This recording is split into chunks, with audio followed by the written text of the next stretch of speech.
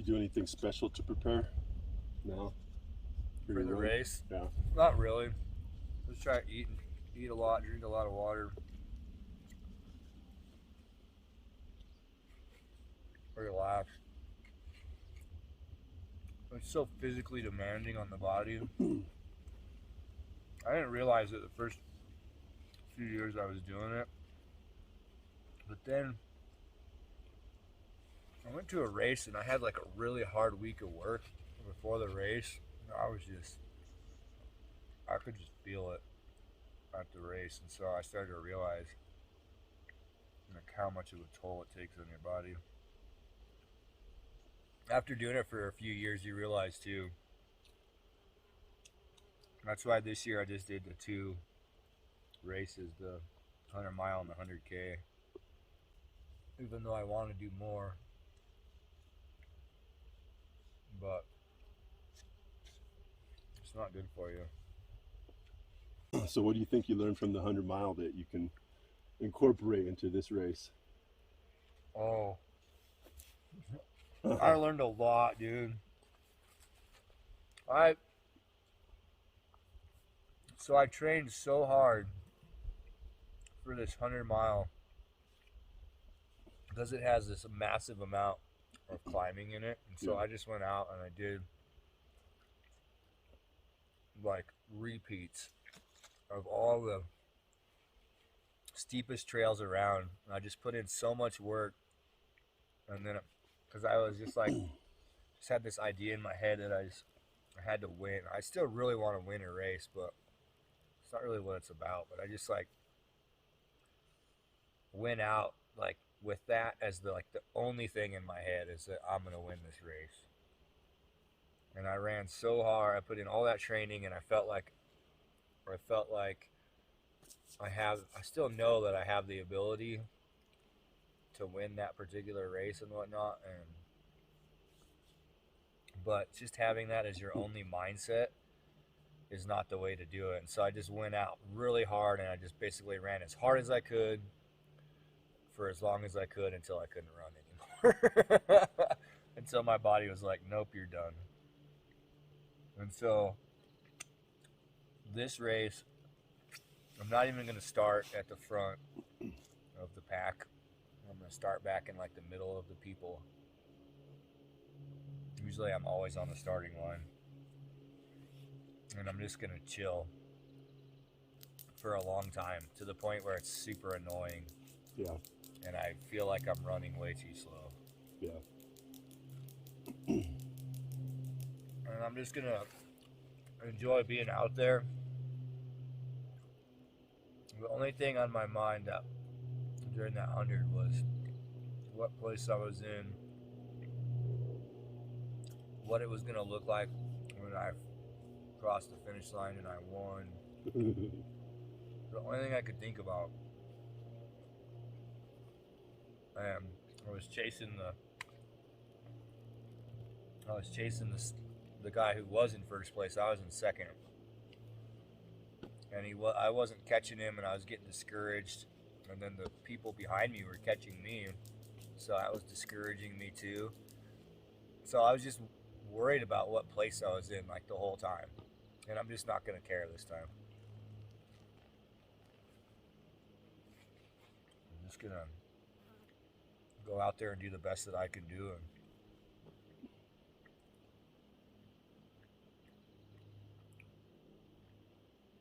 if I can get a top 3 finish, that's great. If I get a top 10 finish, that's great. If I finish and I feel really good and I finish strong and I'm able to run and feel like just good at the end, then that'll be great too. So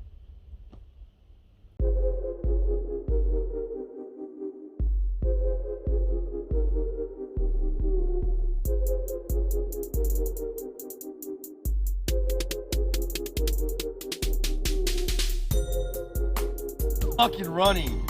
All right, what is there? There's no luck in running, only preparation and execution. All right.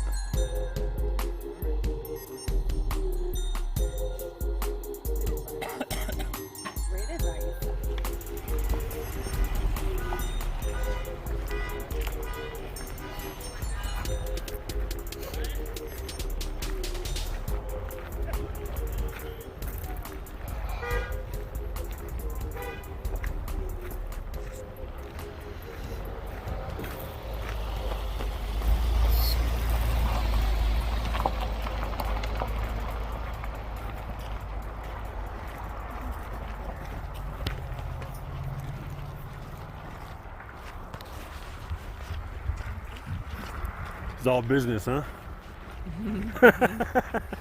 Yeah. Beginning of a very long day. Yeah.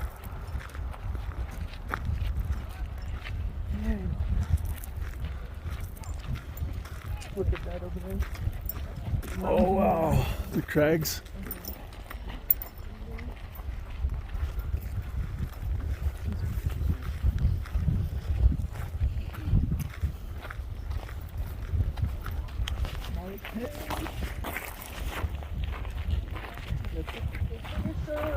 Hi!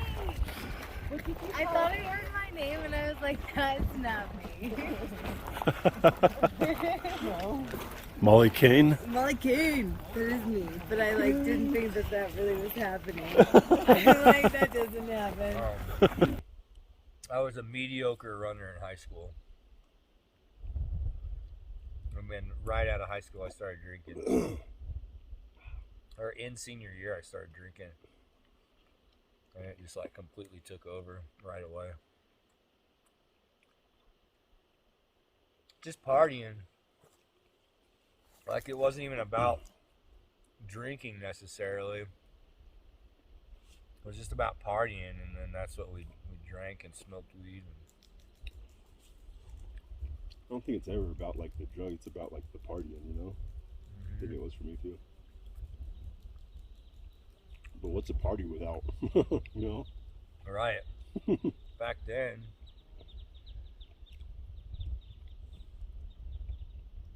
So, yeah. I try not to think about how great of a runner I could have been in my 30s if I hadn't drank away my 20s. Because I feel like I could have been probably a pro runner, like a pro ultra runner. Once a bug catches you, the running bug, most people don't stop. This is 8 stop number 1. And I think 18 miles into the race.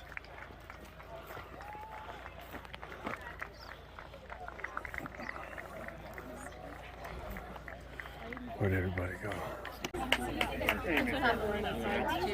Is that Chris right there? Yeah. We'll do this All right. make videos. Oh, sorry. Where's his bag? It's right there. Can I put it right here? Back up a little bit.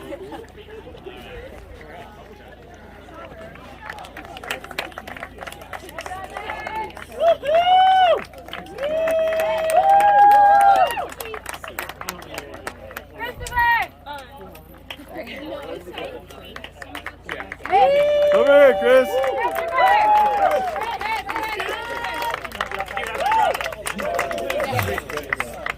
How you feeling, buddy? Good. Yeah? We're chilling. Cool. Thanks. Yeah. We have another Chris not too far back too. Yeah. Yeah. How you feeling? Good, great. We're taking it. We're chilling, so. Can you feel the waters? Good. We got powders. What do you in my need? backpack. Where? Water? Yeah, water. Leave room for powder, Ryan. Yeah, you can spray that on my like arms, but I have face stuff. Here, I'd rather use. Here, are you putting this in the bottle? Yeah. Cool. Nice work, buddy. Yeah. Great, we're just chilling, like, yeah, and Chris Hammis. So we're just like running together and keeping each other going slow. Sweet. What's that? Are they? Good job.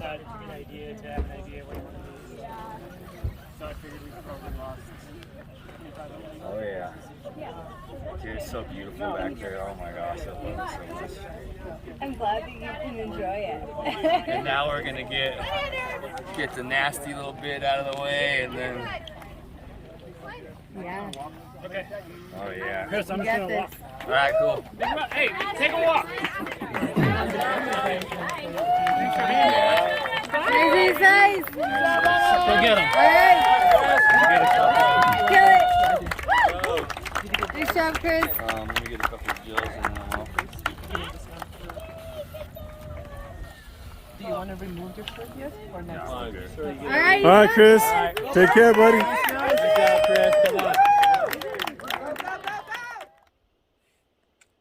Especially when you discover trail running, because it's so much easier on your body. Not ultra racing, but trail running in general, leisurely as compared to road running. It's just the terrain is just way softer on your body. You hike a lot more because you're going up steep climbs and stuff. And so it's way more sustainable than like hard road running. Yeah. And once you get out on the trails and you fall, like this is like every day after work, I'm out on the trails.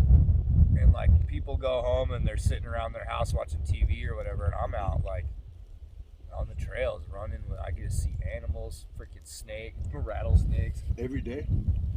Probably there. Monday's the only day I don't run. I mean, I don't run on the road.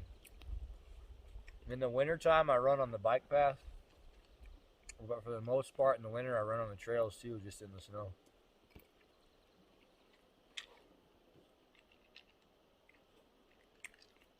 And on Tuesday, I stepped right next to a rattlesnake. Big one? Regular size. I stepped within a foot of it, and it rattled and lunged. I don't know if it was lunging back or away from me, but the movement and the rattle startled me. I stopped and went back and looked, and I'm like, sure enough, it was a rattlesnake. I was like, man, I stepped. Yeah.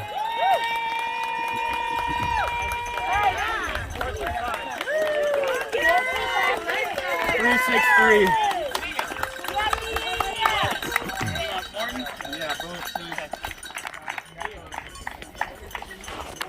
Do you want bacon? I want another mashed potato. Oh yeah, that's good. No. Do you have your rubbed down Yeah. leg? I'll take another. Take another mashed potato. Mashed potato there. What about gel? Good. You want to take I'll probably take a couple. the energy one or the normal one? What about bacon? Green or white. I got lots of bacon. I ate a whole mashed Green or potato, white? so I'm gonna do both.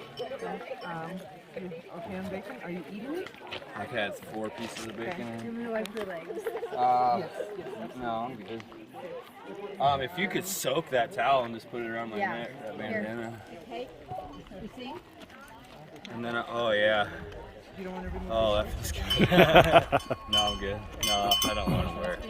I want, no sunscreen. I want some soda. Okay, go. Get some They soda. want to give us.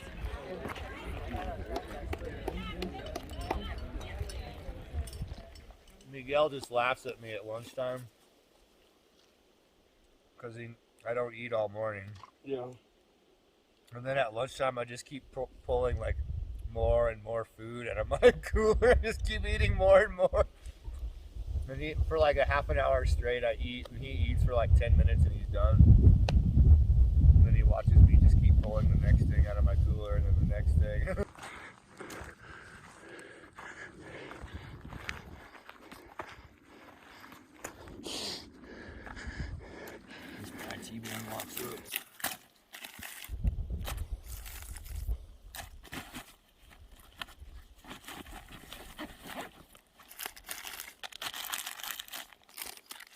Are those the shoes you're wearing tomorrow? Yep.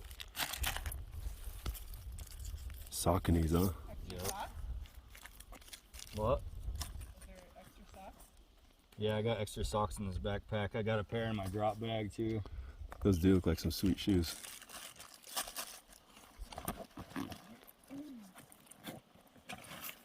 And then this is what I wear. So it's got 2 bottles. They're half a liter each. And then I'll fill these pouches with gels and Cliff bars. And then I have a cup for soda at the aid stations. This is a baggie for my bacon.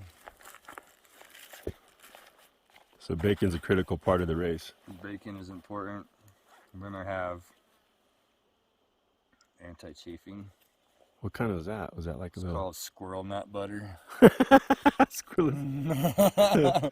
There we go. That's cool. Anti-chafing and carry with Squirrel me. nut butter. And then I had some sunscreen in here.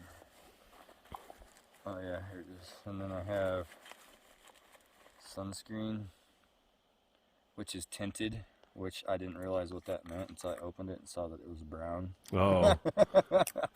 Huh. I think it's for brown people, but I'm not sure. Don't really care. I didn't know there was tinted sunscreen for darker I people. didn't know what it meant, dude. I'm like, tinted, I don't know what that means. And then this is required gear, so I have to carry a raincoat with me. Really? And I have to carry a buff to keep my head warm if it gets cold. And I have to carry gloves. Those are all required things. And then also a whistle is required, which is part of the hydration vest. That's a whistle? Yeah. I have it like jammed in there so it doesn't bounce around because it's super annoying. But Oh, I guess. it's not much of a whistle. Yeah, but just enough, huh? I guess. I've never had to use it, thankfully. In case I'm dying and I need a whistle for help, I guess. And that cup is part of the required gear. So at check-in, I have to show them that I have all this stuff. So I'm going to check in when we go back over there and give them my drop bag. And my inclination is to check in and show them I have this stuff and then not carry it because I hate carrying stuff. And I don't need a freaking raincoat. I've never in my entire life ran in a raincoat. Yeah. I run in long sleeve shirts when it rains. You just get wet. You get wet in a raincoat too. It doesn't really matter what you wear, you're gonna get wet here out on the trail. Where's the drop bag go? The drop bag they haul up to an aid station that you guys can't get to. So Oh. the Clear Lake aid station, which used to be a crew accessible aid station, is not anymore. So it's like towards the end of the race, in the back half of the race, it's like the longest stretch I have to go where I won't see you guys. Yeah. So I'll have a bunch of extra stuff, gels and stuff there in case I need it. Cool.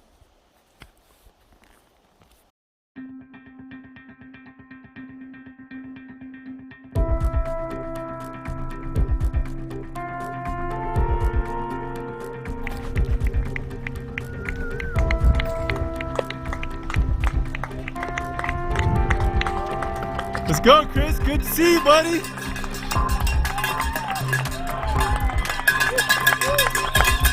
Preparation and execution. You're number one. Nice. Let's go, man. It ain't. First place.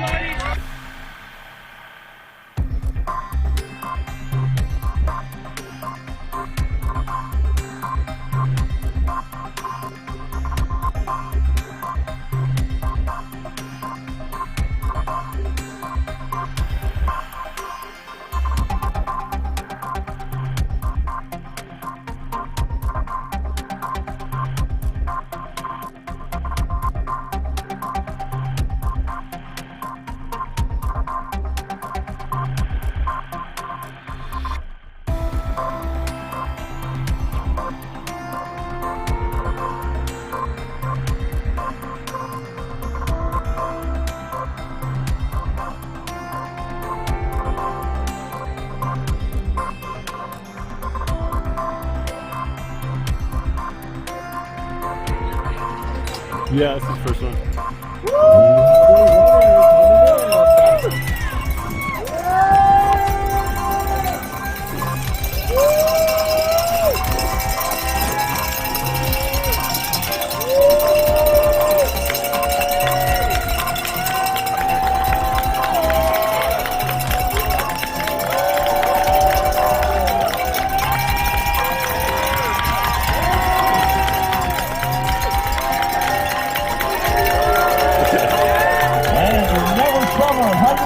Champion 2022 is number 606.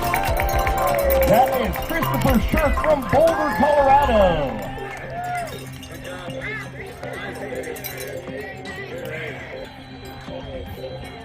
Unofficial time, 13:08:48.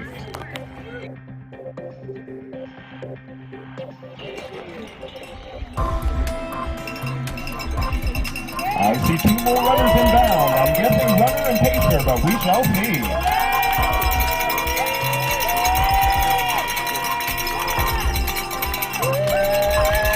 I do believe that's Mr. Chris Copenhaver, rocking the Fort Collins Running Club jersey. There we go, number 363, Chris Copenhaver of Fort Collins, Colorado. Second place, silver medalist at the 2022 Never 700K. I don't want to point out that our first two days are our first two masters finishers. Oh, where's the people? It was a good day for the old team.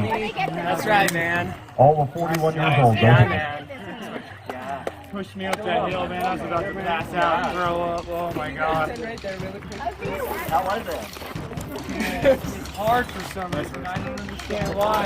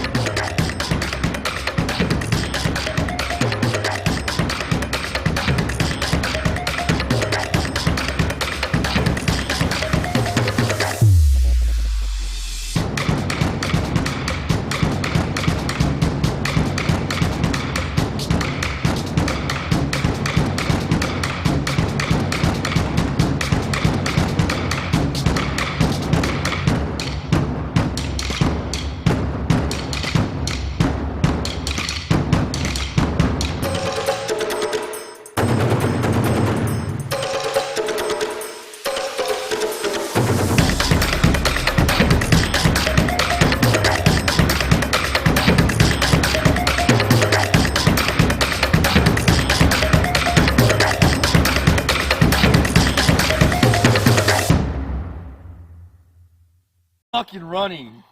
All right, what is there? There's no luck in running, only preparation and execution. All right.